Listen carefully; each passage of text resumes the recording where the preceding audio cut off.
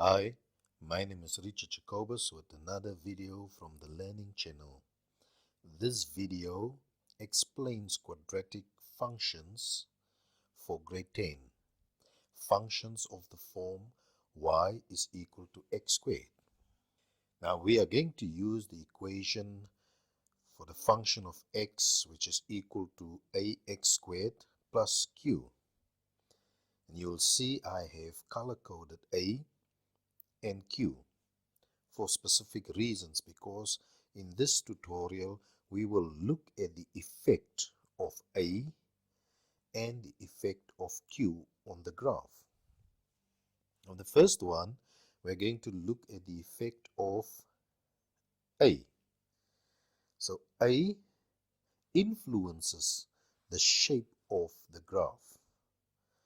So when you look at A could either be positive or it could be negative. Now let's start with the first one. If A is greater than 0, then the graph is positive. And it will look like the example there. It looks like the graph smiles. This graph can also be stretched vertically upwards, and I have animated this graph to demonstrate to you, one, the vertical stretching of the graph, upward stretching, as well as the fact that the larger A gets, the narrower the graph gets. Let's summarize this page.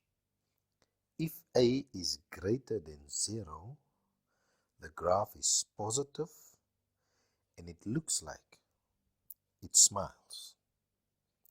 A influences the shape of the graph.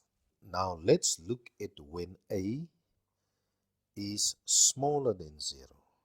When A is smaller than 0, the graph is negative because A is smaller than 0, and it will look like the example shown there. I've also animated this one so that you can see the vertical stretching of this graph, and in this case, because A is smaller than 0, this vertical stretching will be downwards, and the smaller A gets, the narrower the graph gets. So let's say it again. When you look at A will influence the shape of the graph. Then we have Q, which is green, and we will look at the effect of Q on the graph. And this is also what I want you to understand and also remember. Q causes the graph to shift either up or down, depending on the value of Q. Now, in the first instance, if Q is smaller than 0, then the graph shifts vertically downwards, as in the examples demonstrated to you here. But what I want to also to show you is that when we look at A, the shape doesn't matter what the value of A is, Q will still cause the graph to shift. Now if A is smaller than 0, we know the shape will look like the example that I'm showing you right now. And then when you apply Q, it will move, or it will shift your graph downwards. And the next one, next to it, we have where A is greater than 0.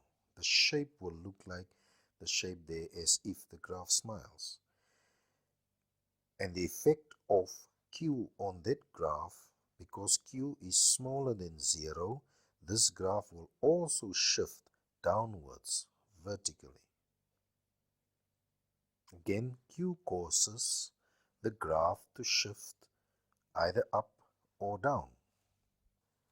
So, when Q is greater than 0. We have looked at when q is smaller than 0. Now we are looking at this example where q is greater than 0. The graph shifts vertically upwards. And then we also have to look at the value of a. And I have two examples again. The one example where a is smaller than 0, which will influence your shape. And there you can see the shape when a is smaller than 0. But then we include the effect of q, where q is greater than 0. Your graph will shift vertically upwards, like I'm demonstrating to you right now. And then I have the example where a is greater than 0. Then the shape will also be different. It looks like a smile, but the effect on it is the same. Because q is greater than 0, it will cause the graph to shift upwards. Now I have an activity here just to consolidate what we discussed now, the effect of A and Q on our graph. Now I have 6 here. The first one says, and I want you to look at it, A is greater than 0, then your shape will look like a smile. So the first thing you need to look at is A.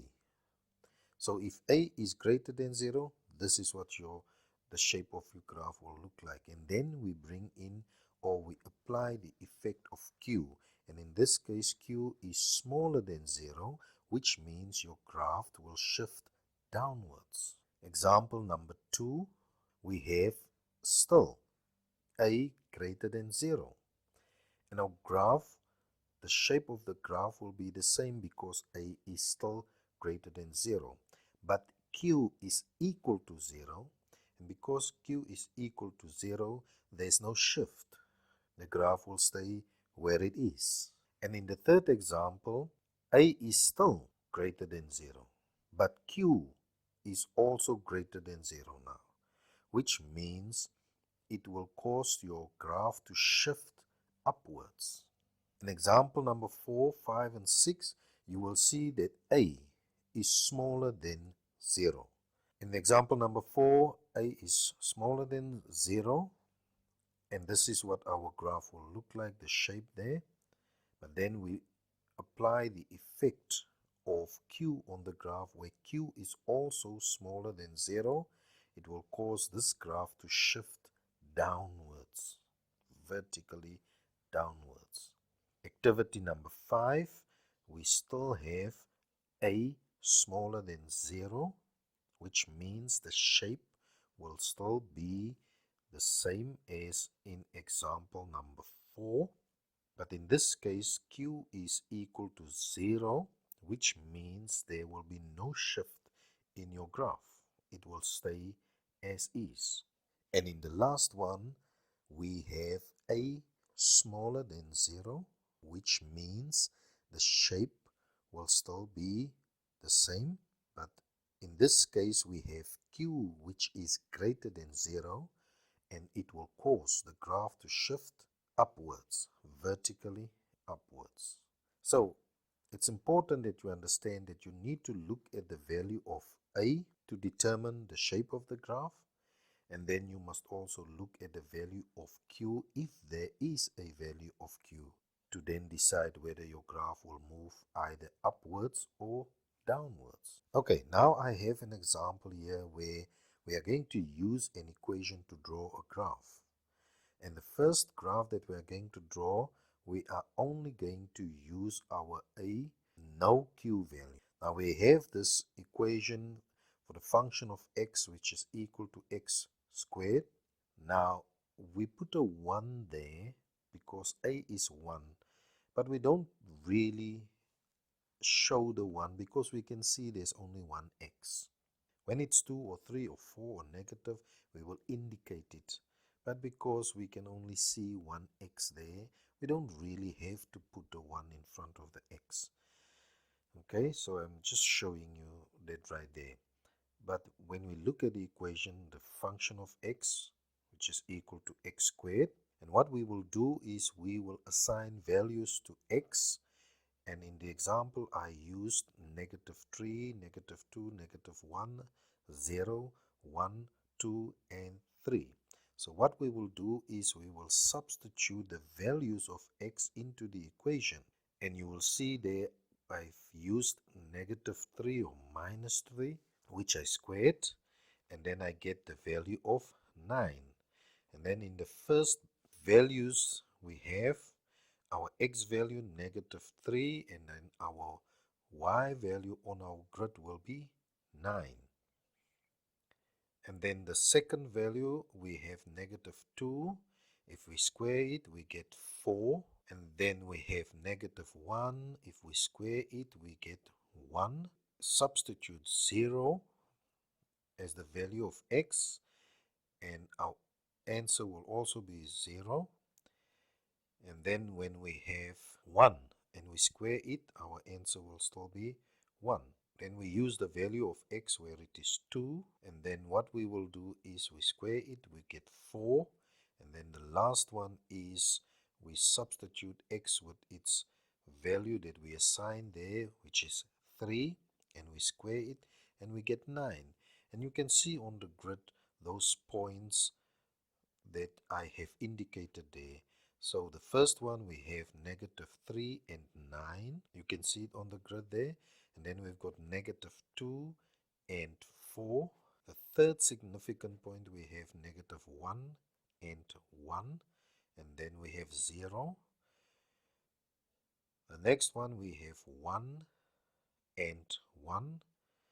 Our x value 1, our y value 1. And then we have 2 as our x value, and we have 4 as our y value.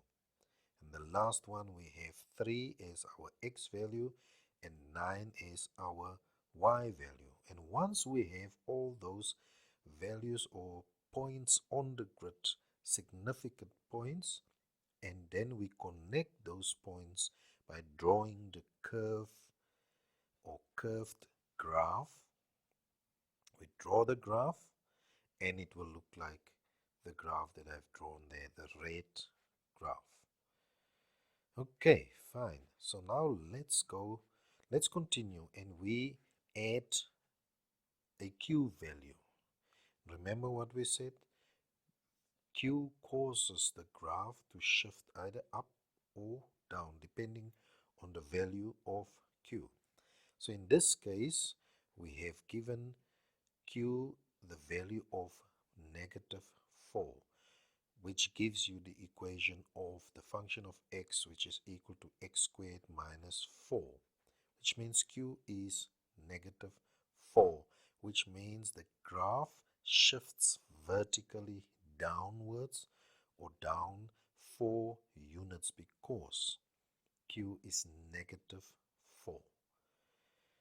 And I have also animated it so that you can see how it moves downwards 4 units, which means all those significant points would also then move 4 units down. And lastly, I have some reinforcement activities. And I would like you to draw neat graphs for the following functions, number 1, 2, 3, and 4. Do it on your own. Be honest with yourself. Try these graphs. Draw it. But if you need some response, send your drawn graphs and I will gladly look at it. Thank you very much, and I'm looking forward to the next